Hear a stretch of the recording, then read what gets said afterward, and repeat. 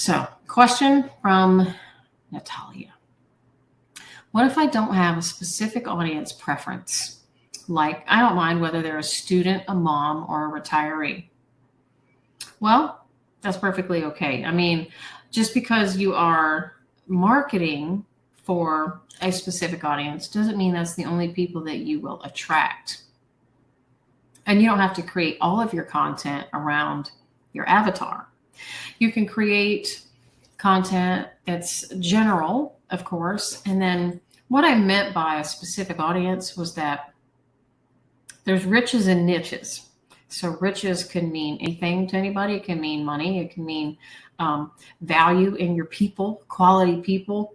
And that means narrowing it down to who you want to work with. Like, you can't be everything to everybody. Yes, you will sell your kittens to anybody. As far as a marketing standpoint, if you think about companies or brands and how they market themselves, everybody kind of has a message, it's, let me see if I can try to clarify it. Like the Apple computer, their message that they started out was that they were superior to Windows, and they have continued that message for as long as I've known them. And they're just the top. Like, Apple is in the consumer market, I'm sure there's better computers, but they are, like a head above Windows. And that's because of their marketing message. It's not because of a concept that only I get. Like, I'm not the only one that thinks that. It's because that's how they market. And when they do their keynotes and when they put out videos or commercials, everything is so high quality. And it's just talking to the audience that wants a better product. And so their market is not the same market as Windows people. They're different. So I'm not really saying, like, to pick out a single mother or a married mother with young children. That was just an example. It was more about creating a message about you and your Cattery and what message you want to put out there. Like, if I change the narrative a little bit, it would be, are your kittens child friendly? So that would, instead of saying target that married young woman with young children, no. You could always be sending a consistent message that your kittens are friendly with children, and that would talk to that audience. So you don't have to choose an avatar, but you will have one. So everybody has an avatar. No matter what business you're in, you have one. If I go look through the people that have bought my kittens, I can start to create this avatar of people and find things that they have in common. And, that's what I mean by creating an avatar, is knowing who wants your kittens and how to talk to those people and what message you're going to deliver. Everybody should have a message, some type of message that you send that's consistent and that sets you apart from everybody else. It can be something so little, like, it could be something like, I'm not going to use kittens, I'll use a different, it can be like, this purse is the same as this purse, except this one was hand stitched.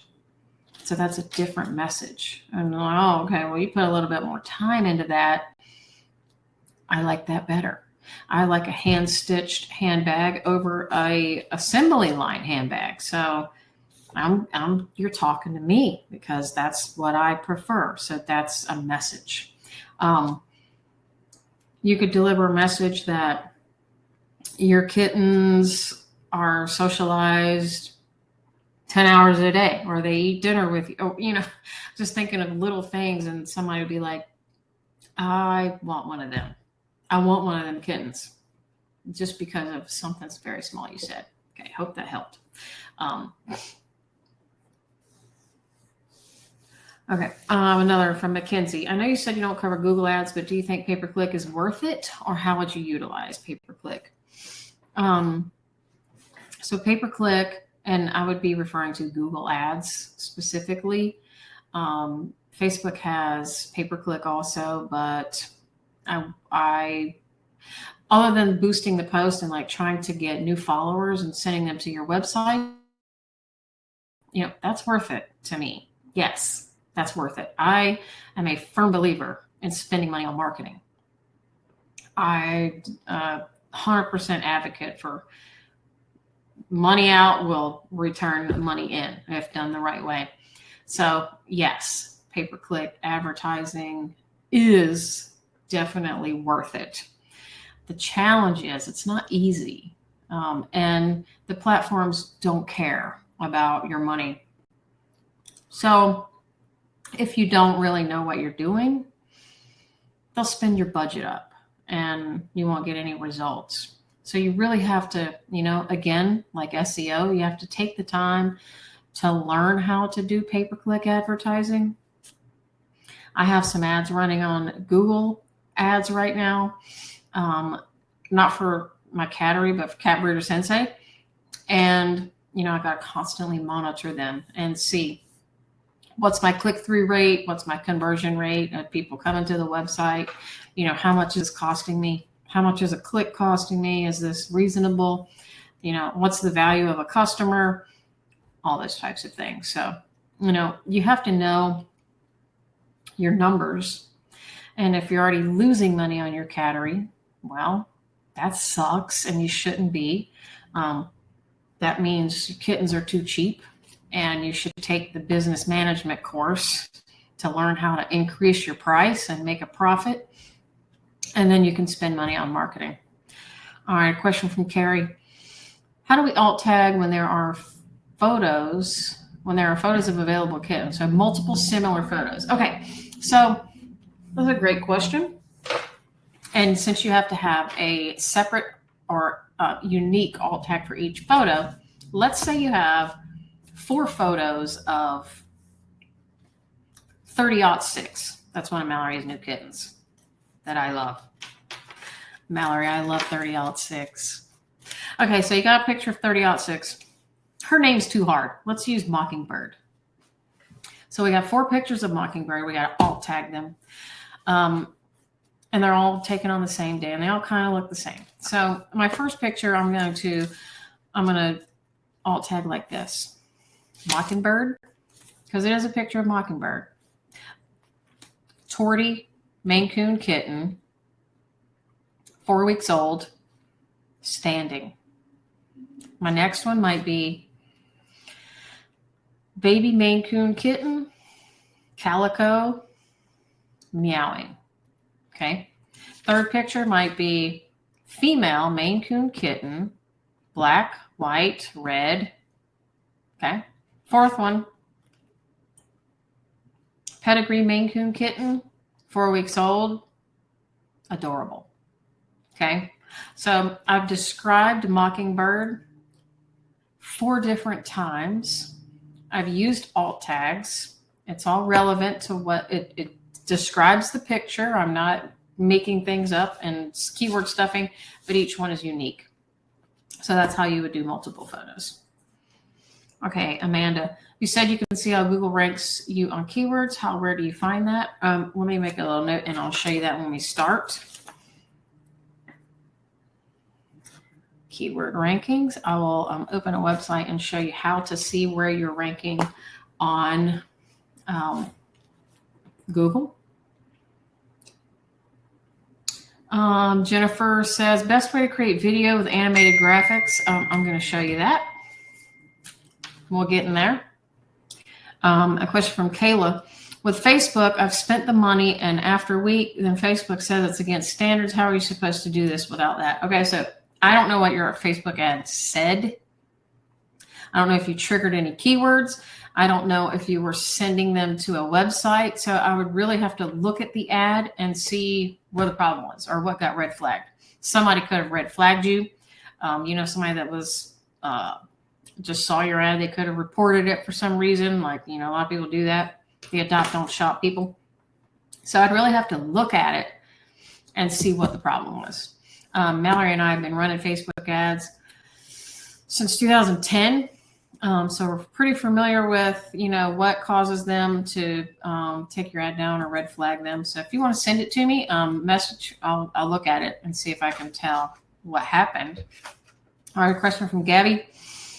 How do you explain to the people who didn't get approved that they didn't make it without totally angering or frustrating people? Is there a great way to word it? Well, first of all, I don't cater to softies. So if people get angry or frustrated because I deny their application, quite frankly, I don't give a fuck. I don't care.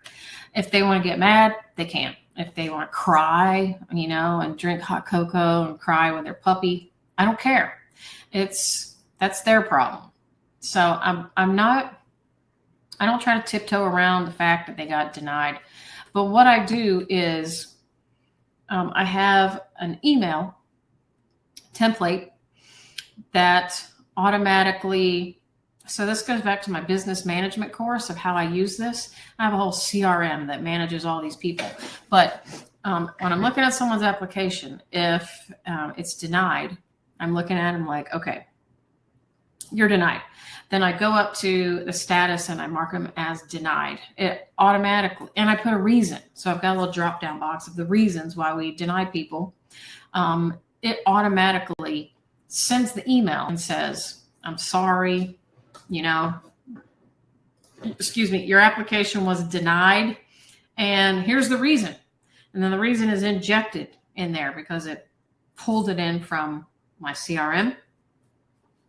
And then I kind of explain reasons why you could get rejected and obviously why you did. And you also want to know what's criteria for denying people. I'll give you my drop-down reasons for denying people. If they make the size of the cat a priority, like if they're mention anything like they want the biggest cat and they want a big cat and a big old cat, I deny them. Because to me, a Maine Coon is already big, and I don't breed for giant cats because I have one and I don't think, it's the best physically for the cat. I just don't like giant cats. I like average size Maine Coons.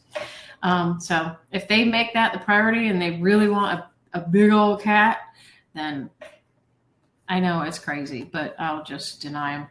Okay, so maximum number of cats reached. If they have more than 4 cats already, I deny them. So I don't allow people to have more than 4 cats. It's just my rule. I mean, some people agree, some people don't. You don't have to agree with me. It's fine. But my cat can be number 5. What happens after my cat, I can't control that. But I can control if they have 7 or 8 cats and they want another one. No, I just say no. If they live outside the USA, they get denied because I'll only deliver in the States. If their budget is too low, which that really can't be an option now because they can't even choose a budget that's too low.